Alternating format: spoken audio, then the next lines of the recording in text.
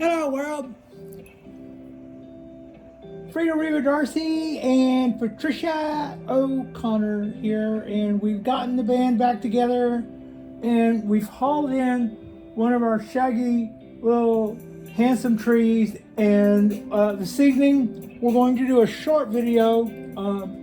After a little bit of a hiatus, we're going to do a little short video to get back in the swing of things, and this is going to be a small amount of prune back on my Corcus suber. This is a Cork Bark Oak, and this is about a 38-year-old tree, I believe. Oaks make acorns when they are in their 50s. So by that, we would have a little ways to go yet. The tree is looking, it doesn't look like it really needs a prune. That's kind of not, I mean, I'm really thinking, actually, I'm thinking it looks really good, frankly. But, I mean, I'm liking the proportions and the length of everything. But the deal is, this is way early yet. And a lot of these shoots that you see sticking up, they are at a really flattering length right now. They're about to get extended, but what looks really good is the part where you can see the ends of them and they come down to a nice end, not a pruned back end, a really natural looking end. And those are all the right length. But this is April 21st, and this thing is just gonna go just nuts. Every one of these guys that I'll let go super long, it's just going to extend farther and farther between the nodes. And a lot of these branches that you see, the reason this is looking so good is a lot of this is the stuff that is bifurcated off that we started cutting back from our foundation work last year. So some of this is already looking like secondary, and we've still got a little bit to go yet, which is pretty exciting. So what I'm going to do is quickly, not take a whole day to do this, but I'm just gonna kind of go through here and cut back a lot of these tips so that they too will bifurcate off and make more branches. So instead of allowing this branch, for instance, to continue out to here and get too long, and all the while between every node is going to get longer and longer, I'm going to nip this back and it'll make two. And because the last leaf is like this, that from that leaf will be the point where it should branch out from. And so that's just kind of the idea, to go through here and start cutting back, trimming back this stuff that's just starting to elongate. And then it will, if last year was any indication, I may be doing this more than once, but I am being really mindful about the part where, that's already wanting to be a branch, I'll just do that. So I'm trying to be really mindful. What I would like is, it's early in the year yet. So a lot of this stuff that I'm pruning back will branch off and make branches of its own, and that'll branch off at the way we're going. So I don't really feel like I'm robbing a lot of energy from it, but this is helping us. And also, we're getting this amount of growth out of this oak because of a couple of reasons. One, we're feeding it, and two, I'm not holding back on the water the way I had been before. When I got this tree, it looked like maybe the nursery, which had been closed for some time over COVID, like maybe somebody came through and just kind of doused the stuff that couldn't survive. You know, they had a lot of stock in their maples and stuff, I believe, at the time, and a lot of those guys looked good. But this guy had dieback. But it was also known to be drought resistant. And I think that probably meant that it wasn't high on their radar as something that could be concerned with.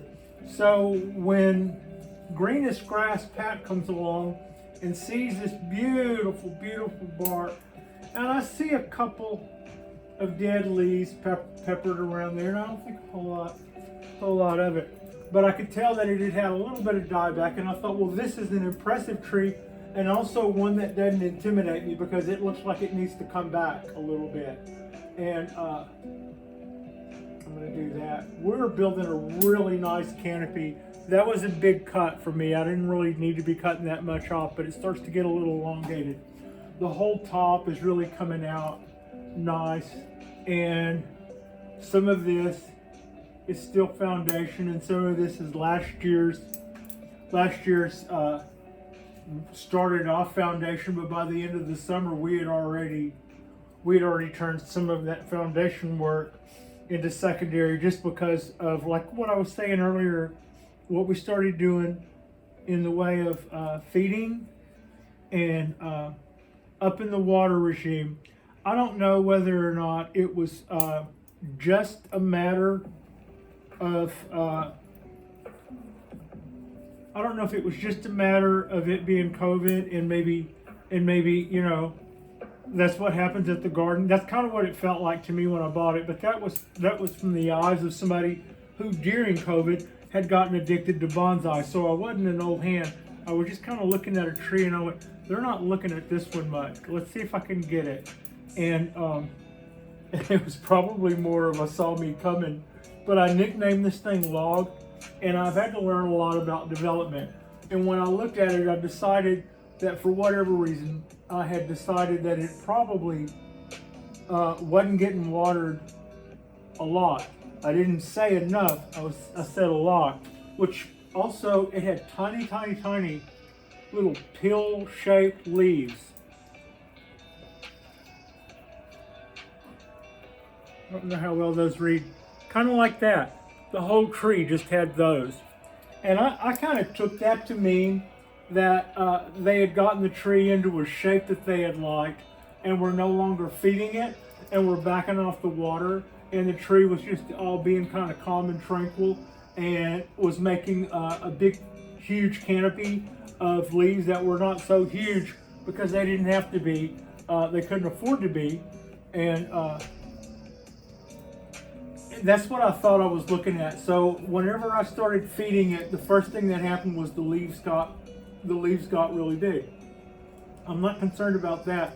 I don't even think they're disproportionately big.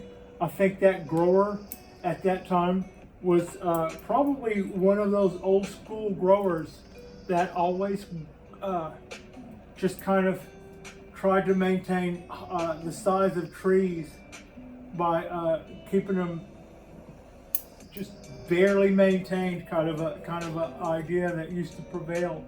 And that's kind of what I saw happening to this tree. So I didn't know whether or not I should keep doing that. If I stopped doing that, if I would find out later that that was the true way, or, you know. But when I found out that no, I should probably be up in the watering a little bit and feeding it at least a little regularly, I put it on BioGold, which are the pellets that are down around the base.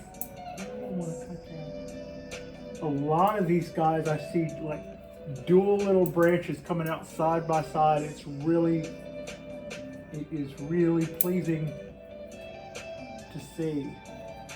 Also, I gave this guy a little shot of neem. It's leafing out really well and looks really healthy. But even though I gave it its systemic treatment early this year, about a month ago, 2 months ago, I guess.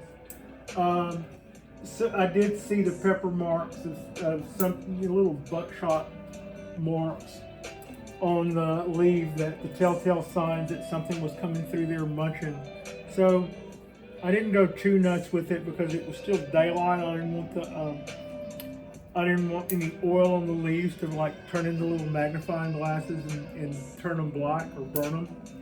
But I did dispense a little bit of neem throughout here to where I saw that they had been and in that general area. So hopefully no more of that to be seen. But the tree is just looking so good. It would probably standing in the light.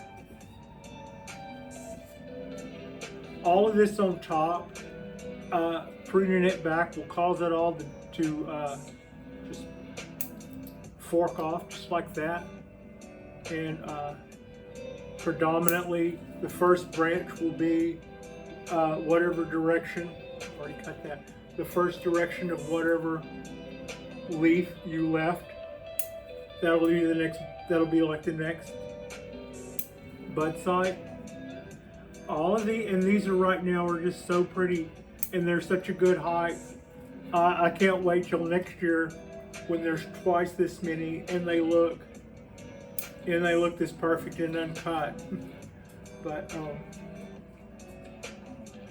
this tree looks so much better, I think, than it did this time last year and the year before, and the year before that was the year when I brought it home. Found out that, I mean, it's when I really started kind of looking at it close. That's when I started noticing that quite a few of the dead leaves I was seeing. It wasn't just a matter of picking a few dead leaves, which these guys are evergreens, which is to say that they're also turning around leaves all year long. They're turning, you know, they're making new and getting rid of. But I didn't notice at first that those were all the same S-shaped branch going through there. So I was like, oh, that's dieback. Yeah, you're not cutting back you're not cutting back a leaf there. That's a dead limb. So anyway, the feeding and the pruning, and what the pruning does is parts of the tree decide that they're dominant, and what they do with their tips by being dominant, they're up higher on the end of a branch, and that's a place where the hormones collect. And when those hormones collect, it tells the tree that that part of the tree is what's happening. That part of the tree is where it's at. Come this way, boys. We are the, you know, follow us kind of a thing. And if you come through and cut the end or cut the tip off that, you release those stored hormones. And then the signal in the tree changes. It's kind of like a game of King of the Mountain. After that, everybody gets the signal that something has just happened to the apex, which tells all these little branches that every one of them could be the next apex. You know, for all they know, they might be the closest thing to the top or what have you. So that's kind of what you get out of this pruning. You release those hormones. You send a whole lot of vegetation into a state where they start trying to put on length and stuff. And that's kind of how you can stimulate, that's how we stimulate growth. And that's what's happening here. So it's early in spring. This guy started waking up for about February, just the beginning of February, if not the end of January. Yeah, probably around February. And I'm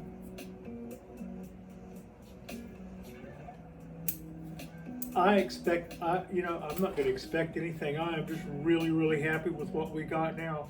But I wouldn't doubt it if I have substantially more growth than this. Maybe I could bring this around.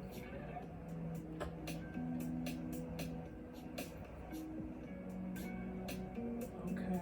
Also, that shows me a lot of things I didn't see earlier on this side. I was kind of looking at it in the light. Man, all of these, it's this full And I have so many new little tips I'm looking at that are just starting to elongate out. And what I always call shifting into third gear. About the time they start making a lot of space between the internodes. I mean, what we want to do is cut it back so it branches off, and then cut that back so it branches off. So when it starts doing that elongation, we probably need to think a little earlier than that if we can, before it gets too long to cut it back. Not that it gets too long to cut it back, but you don't want a whole bunch of stuff that's already elongated off, and then you feel like you're cutting off a bigger piece of the tree, or something. You're giving something up on the tree that it's invested more time and energy in growing. That's not really, I think, what we're trying to do, but to keep the tree small. It does sound like something that would be a part of it, but I think that just kind of keeps you on some sort of diminished return that in the end is going to, may cost you too much energy.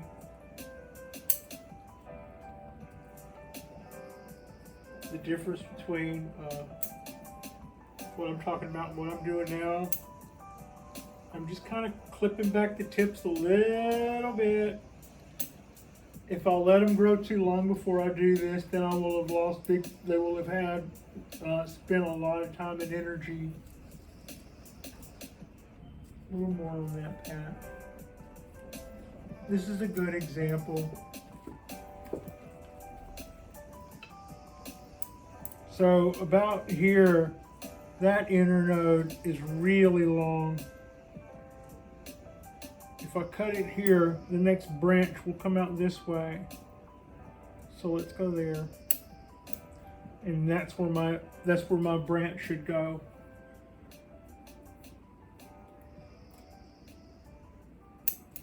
Nice.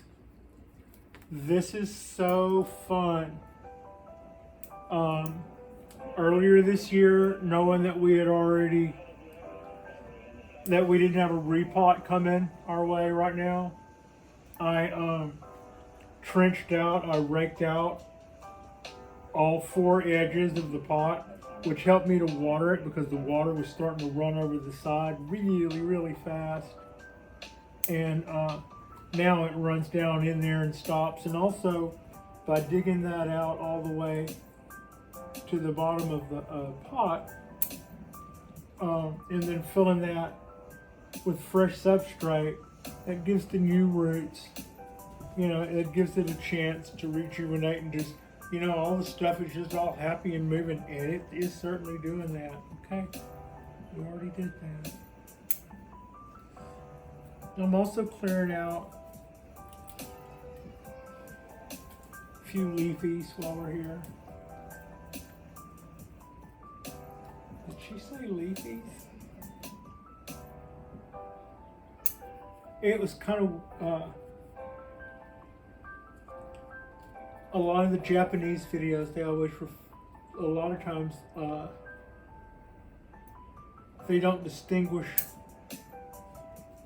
between needles and leaves. I've heard the translation describe one pine as a 2-needle pine or a 5-needle pine, but the rest of the translations talk about removing the leaves or thinning the leaves or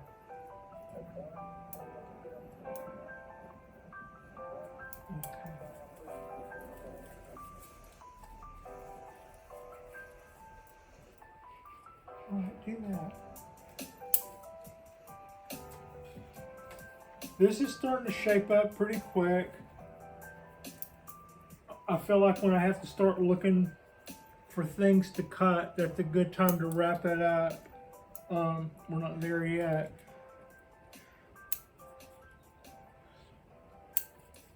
And I won't be really done then, but there's no point you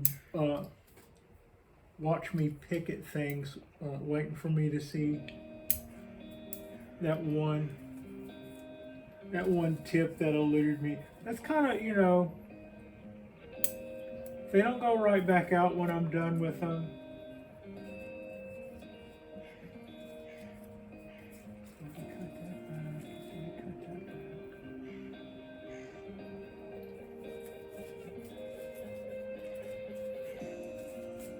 Man, this guy's full. That's good. Look at that. That's a Cork Bark Oak. This is the tree that they make wine corks out of. I think I probably never failed to do one of these videos without saying that. I'm more of a coffee drinker, yet I don't have a coffee bonsai either. Yeah. What a coffee bonsai. I should probably Google that and see what a coffee bonsai would look like.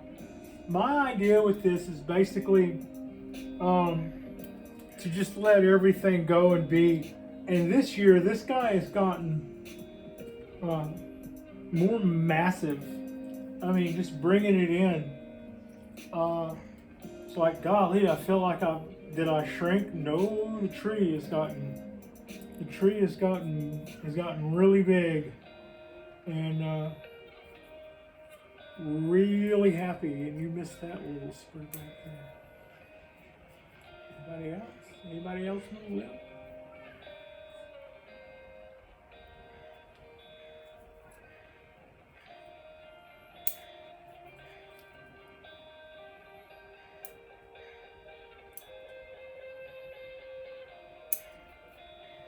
So at one point I was thinking about, you know, I saw some of these at the show, and one of them had a base that was, you know, like this, but then it was over with by this part.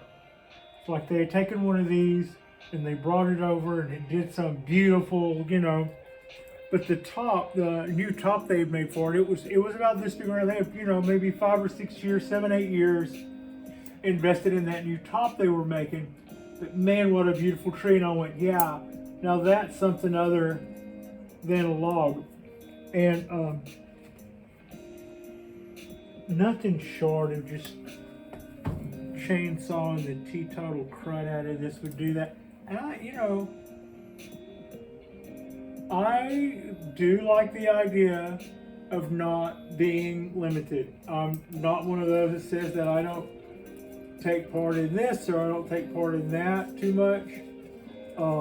I see some good in almost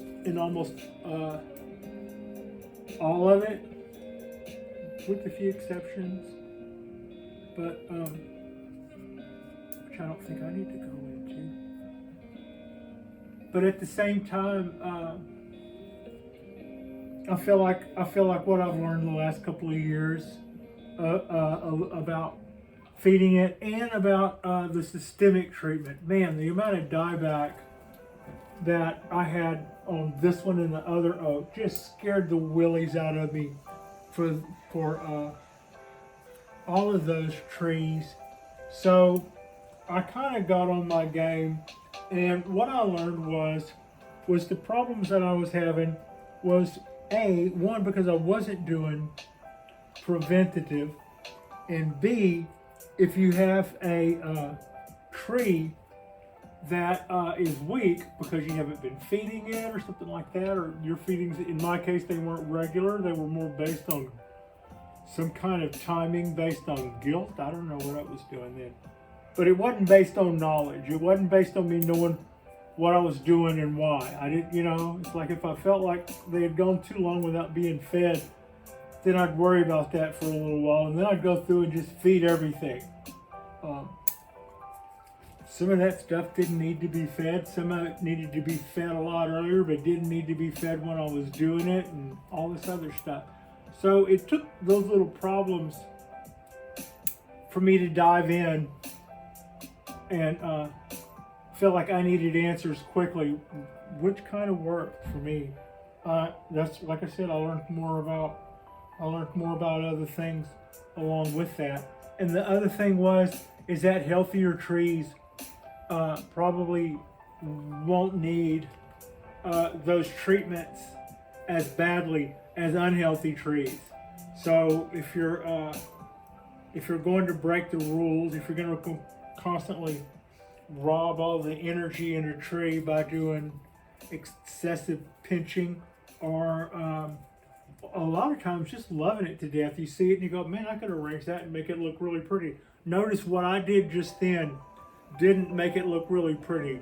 I'm cutting these tips so they'll give me one of those, like we're in the same club. And I see that enough times, and we'll have something going on here. So all of this just filling out and doing fantastic, and I couldn't be happier.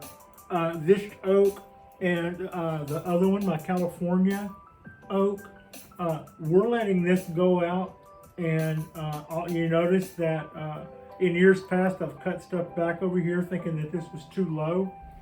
I'm not feeling that right now. We're gonna let that continue to bud out and do cool things. I got some dye back there for some reason. I don't know what that is. So yeah, that's us. That's about all we got going on. There was just a little bit of pruning our tips. Now all of this stuff should bush out more behind it or beside it or something. And if it looks good, we'll leave it like that. If it looks a little managing, if it looks a little weird, we'll trim it back some of what grows. And I might do this. I think last summer I did this a few times, and but I don't ever felt like I overdid it. But the problem I was having with not pruning it back past the time that I wanted to stop pruning it back is when you get the perfect little branch and then it grows out to here, you're going to cut it back to here. And if you allow it out this long and to get that fat, it's going to be as fat as your thumb by the time you finally make it to fall with that. And the hope is that by chopping it off that it would do that, which a lot of times that did happen. And so we turned our secondary into more secondary into more secondary.